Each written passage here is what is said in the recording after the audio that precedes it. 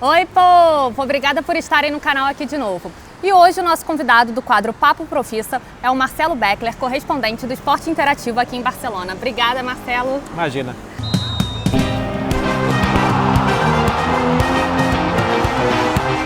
Vamos começar falando do assunto das últimas semanas, Griezmann.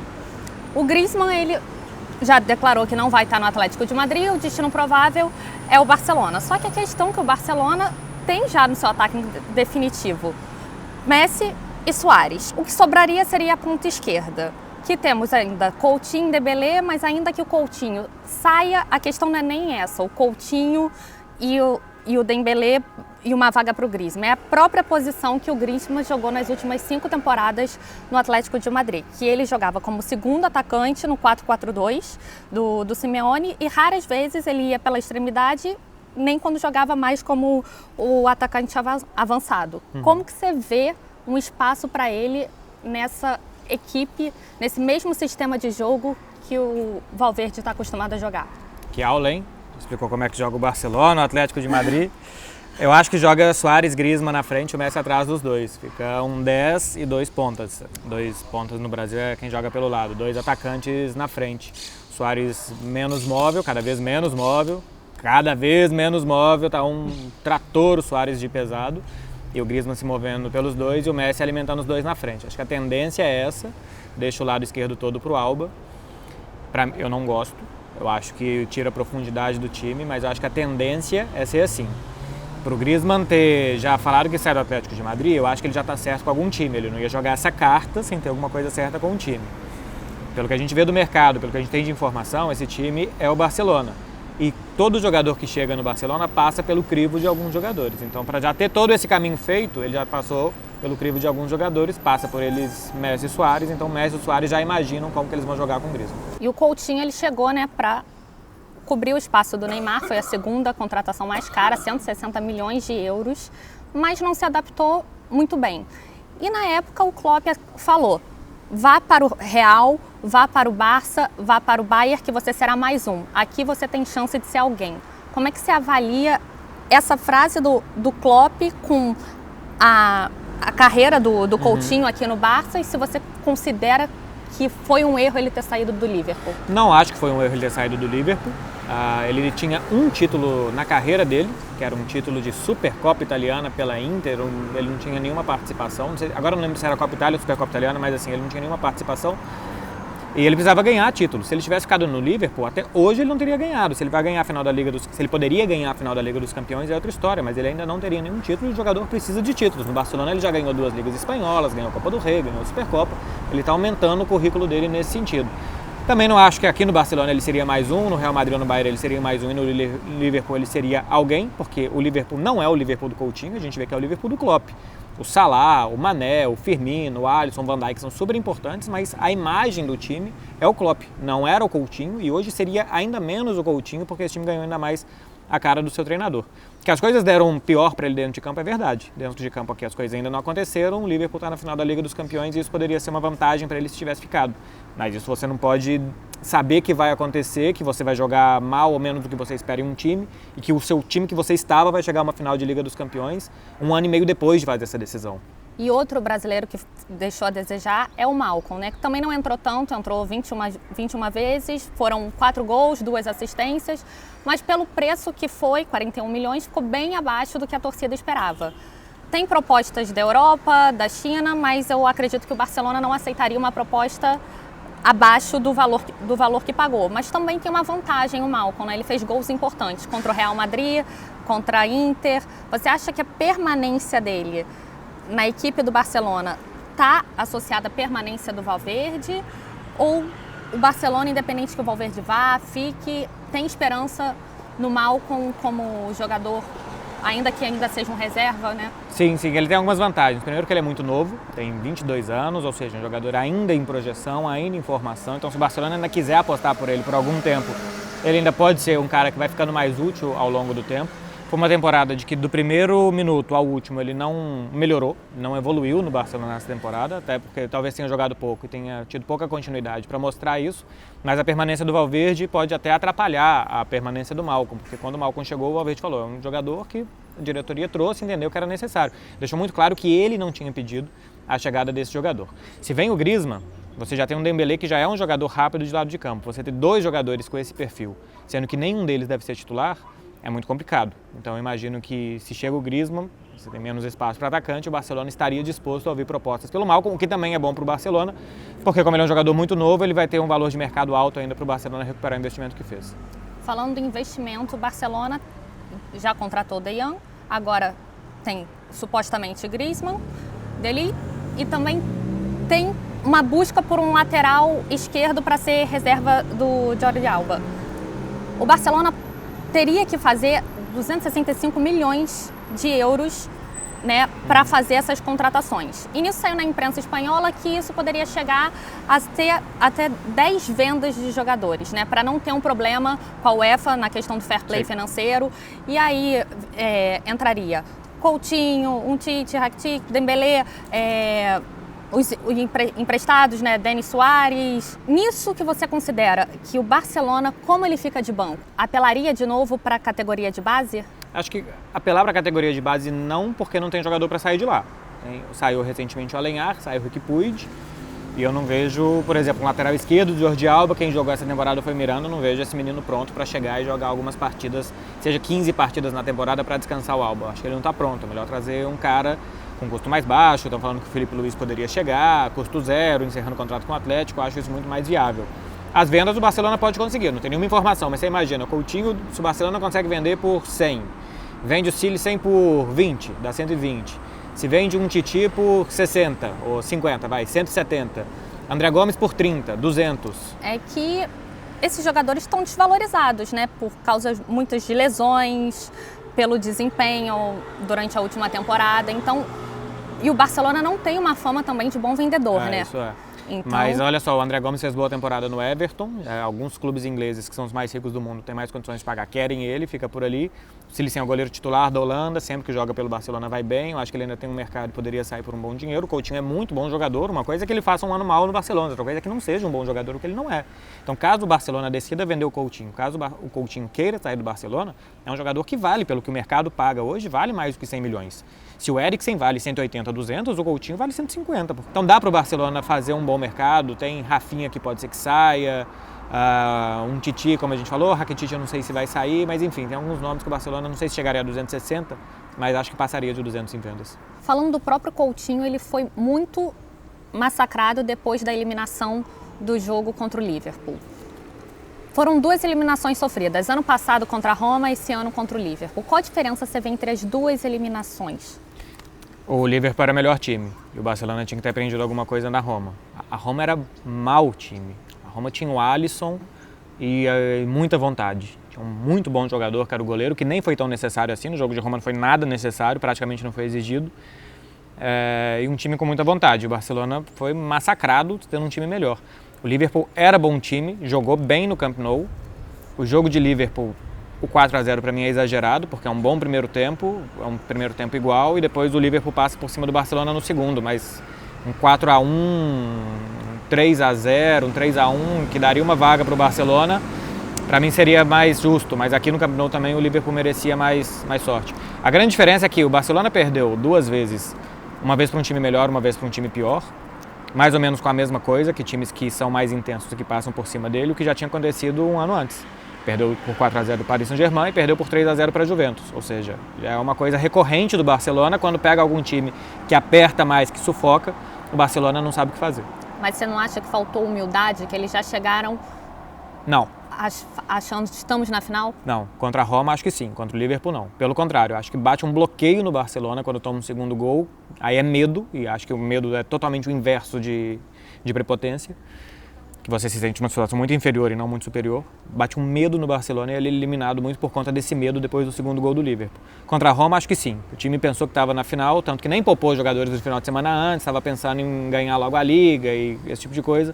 Contra o Liverpool, não. O Barcelona estava muito atento, ainda assim foi massacrado.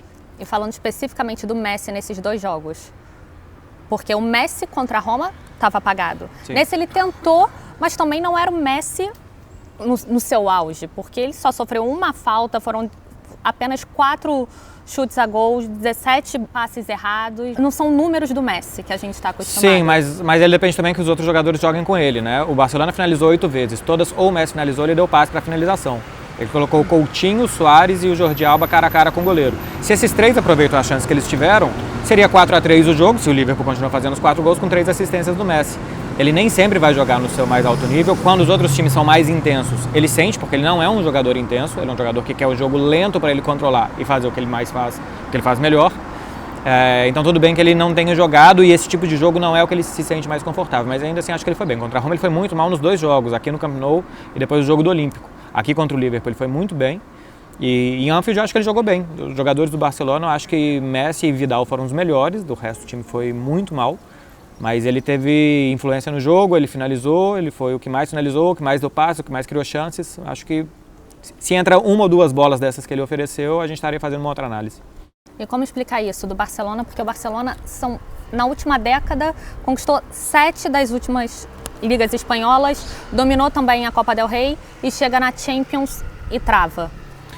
Mas nos últimos 10 anos também ganhou 3 Champions, né? Ganhou 2009, Não, sim, 11 mas e 15. É muito difícil manter a regularidade de uma liga espanhola que é um ano inteiro. Sim. E a Champions são jogos pontuais. São jogos pontuais e eu acho que em jogos pontuais você pode não refletir muito bem o que é a temporada, o que é o time. É um time que eu acho que se dá melhor em um torneio doméstico, e a gente não pode nem falar de mata-mata e de pontos corridos, porque no mata-mata doméstico ele também vai bem. Uma coisa que para mim é muito clara é que é um time que se dá mal quando o adversário é muito intenso, isso sim.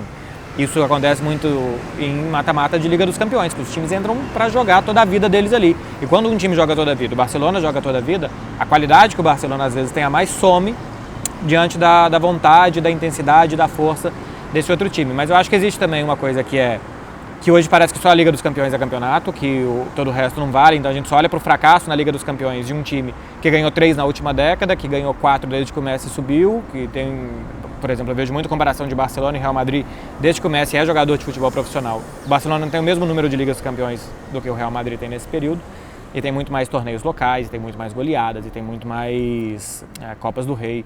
Então a Liga dos Campeões é claro que é um problema que o Barcelona vem enfrentando nas últimas temporadas, mas isso não faz que seja um clube, uma equipe fracassada. E pela primeira vez a gente vai ter 4 finalistas do mesmo país nas duas principais competições europeias. Você considera que a Premier League é a liga mais competitiva da atualidade? Mais competitiva, acho que sim. Tem muitos times ricos, com condições de manter os seus jogadores, de contratar. É uma liga muito acirrada para se ganhar, que tem muitos candidatos ao título realmente. Do Big Six, 4 ou 5 todos os anos podem vencer, embora nos últimos anos a gente tenha visto o Manchester City puxando a corda muito para cima, e o que aconteceu essa temporada com o Liverpool fazendo 97 pontos, uma derrota e não conseguindo ser campeão. Mas acho que não é a tendência é ser mais equilibrado. Para mim não é a melhor liga, não tem o melhor futebol, não tem os melhores times. Eu acho que o Barcelona e Real Madrid seriam campeões quase todos os anos da Premier League, com mais dificuldades às vezes do que no Campeonato Espanhol, mas seriam campeões. E tem muitos times médios aqui da Espanha, por assim dizer, os times que brigam por vaga na Liga dos Campeões, que eu também acho que muitas vezes são melhores do que os times ingleses.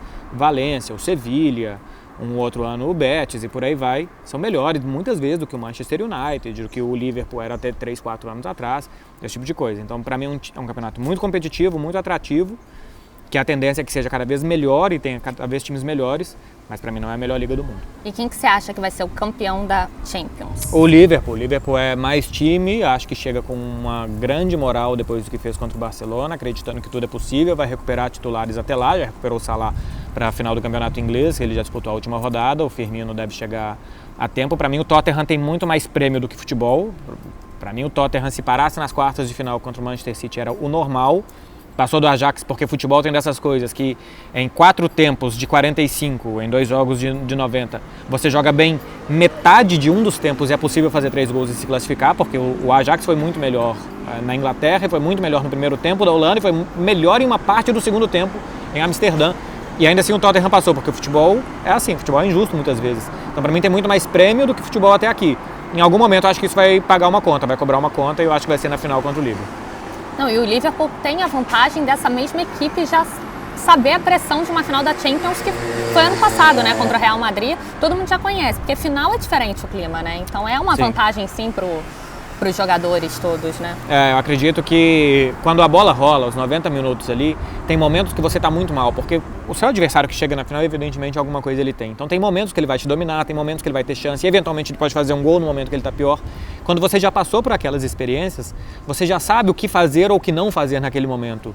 Você pode ter um momento de desconexão de 5 minutos se você estiver mal, ou um momento de desconexão de 20 minutos se você estiver mal. Então acho que é aí que a experiência faz diferença.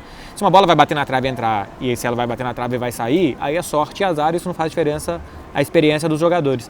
Mas eu acho que quanto mais você disputa, quanto mais você estar acostumado, principalmente a diminuir os seus maus momentos durante um jogo, eu acho que isso faz diferença, eu acho que isso pode ajudar muito o Liverpool, sim. E vamos agora falar de seleção brasileira.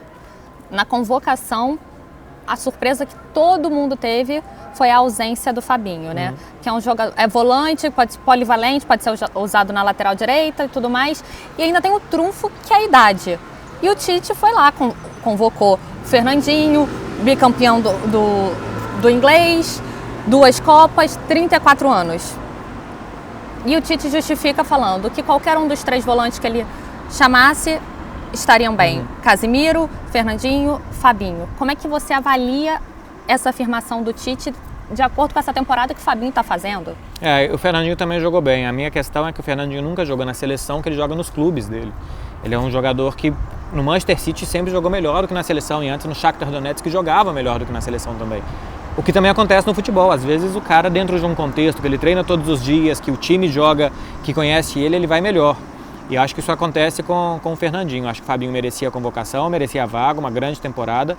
Eu não pesaria a idade nesse momento. Se a gente estivesse pensando em começar a montar um time para a Copa do Mundo de 2022, sim, mas é um time para a Copa América. Depois a gente vai ter 3 anos para preparar a seleção para a Copa do Mundo. E essa Copa América é muito importante para o Tite, porque se ele perder, ou ele vai ser demitido, ou ele vai começar já as eliminatórias com uma grande pressão, e para os jogadores também. Jogadores que vêm de uma Copa do Mundo que o Brasil não jogou bem, que foi eliminado nas quartas de final, que se esperava muito mais, se eles perdem um torneio em casa logo depois, o Brasil já perdeu a Copa do Mundo em casa em 2014, e alguns desses jogadores que estarão no próximo ciclo, acho que vai ser muito pesado para todo mundo. Então é uma Copa América muito necessária para dar paz para a seleção brasileira preparar o seu próximo ciclo. Então acho que é normal que vá Dani Alves, que vá Thiago Silva, Miranda. Eu não levaria o Fernandinho, mas eu consigo entender você querer um jogador experiente e depois você pensar na renovação. Então você acha sim que o Tite fez essa convocação pensando no cargo dele como treinador em jogo e não pensando numa Copa do Mundo em 2022 com uma equipe renovada, jovem, entrosada? Sim, ele fez pensando no emprego dele, mas o emprego dele é ganhar. Então ele fez pensando em ganhar, eu acho. E ganhar vai ser bom para o emprego dele. Ele não pensa na Copa do Mundo. Acho que evidentemente ele não pensa na Copa do Mundo e eu acho que ele não deve pensar na Copa do Mundo. As eliminatórias são longas, tem muitos jogos. É difícil de ficar fora, então ele vai ter tempo de fazer teste, de preparar, de mudar a formação, de mudar nomes, de mudar um tanto de coisa nas eliminatórias que eu acho que servem para isso. Se fosse uma eliminatória muito acirrada, como é na Europa, que um classifica no grupo e o outro vai para a repescagem, na repescagem você pode pegar um adversário muito complicado e ficar fora, aí seria diferente. Como as eliminatórias sul-americanas são muito fáceis, eu acho que ele tem tempo de sobra para em 3 anos, já com uma base, mudar alguns nomes e formar uma nova seleção. Porque o setor defensivo tem uma idade já avançada se parar para pensar em 2022, né? Daniel Alves, 36, Miranda e Thiago Silva, 34, Felipe Luiz, 33. Então, para pensar em 2022, ele teria problema nessa arrumação ali do setor defensivo. Em compensação, na frente, sim, uma leva de jovens cada vez maior e dando dor de cabeça, né? Isso é bom, porque acho que o jogo se decide nas 2 áreas e na área ofensiva, que é o forte da seleção brasileira, a gente tem bastante nomes, é só saber como montar. Falta para mim um grande 9, Firmino é um grande atacante, mas não é um 9, o Gabriel Jesus ainda não é o que a gente esperava dele. Na defesa sim tem que reformular, o Militão chegando no Real Madrid a gente vai ver ele em testes maiores do que ele disputava no Porto, o Marquinhos é um jogador muito pronto. Lateral esquerdo, vamos ver se o Marcelo volta a ser chamado e como que ele vai chegar daqui a 3 anos também é uma Copa do Mundo, porque o tempo passa para todo mundo. O lateral direito é um grande problema. O Daniel Alves, 36, o Fagner, que é o outro convocado, tem mais de 30, o Danilo nunca jogou na seleção também, e nunca jogou, na verdade, em clubes também o que se esperava, a projeção que ele fazia, não teve uma carreira tão brilhante assim até aqui. Então acho que o nosso maior problema hoje é lateral direito, mas se for pegar qualquer seleção do mundo, tem lá os seus problemas. A Alemanha teve que improvisar em final de Copa do Mundo e foi campeã mesmo assim. E que o Neymar também estaria presente na convocação não era surpresa para ninguém, né? Eu acho que o que foi surpresa foi a forma como o Tite, a forma evasiva como o Tite tratou a questão Neymar com os jornalistas presentes ali na coletiva. E aí ficou uma questão. Ele falou, não quero falar por telefone, quero falar no olho a olho. Não foi assim com o Douglas Costa. E pior do que isso, ele pegou um avião e foi falar com o Fernandinho para convencê-lo a voltar à seleção. Mas não fez o mesmo de ir até o Neymar. Passaram já 2 semanas, a mídia continua sem uma resposta, né? Vai receber os jogadores e o assunto vai ser Neymar. Era um assunto que era para ter sido encerrado no dia da convocação. E aí a gente passa a pensar, o Tite é um treinador de diferentes pesos e diferentes medidas ou essa blindagem com o até então capitão da seleção brasileira é necessária? Eu acho que a blindagem é necessária com seus grandes jogadores. Eu acho que grandes jogadores normalmente merecem ser tratados de formas diferentes, não num caso como esse. Porque é um caso muito extremo. Você não pode dar um soco na cara de um torcedor na arquibancada e como se nada tivesse acontecido. Por exemplo, eu cubro o Barcelona há 5 anos. Você vai vendo a importância dos caras, a hierarquia que eles exercem. Se o melhor jogador do time, se os melhores jogadores do time chegam um dia atrasado, 2 dias atrasado, ou se ele faz alguma coisa diferente do resto, dá pra entender. Se o Neymar fizesse alguma coisa diferente, daria pra entender. Não dá pra entender que ele deu um soco na cara de um torcedor e que isso não seja, como você disse, resolvido rapidamente pelo técnico. Olha, conversei com o Neymar, não é mais nosso capitão, foi convocado, mas esse tipo de comportamento não pode se repetir, como ele já teve uma Copa América, por exemplo, que ele ficou suspenso porque ele foi para cima de um árbitro no túnel depois que o Brasil perdeu da Colômbia uma partida. Não é a primeira vez que ele tem um comportamento muito intempestivo como esse. Então, falta alguém realmente que dê mais do que uma bronca no Neymar, que fale isso, que exponha isso, porque ele é um grande jogador, mas não basta ser um grande jogador, tem que ser um pouco mais do que isso quando você quer ser um dos melhores do mundo.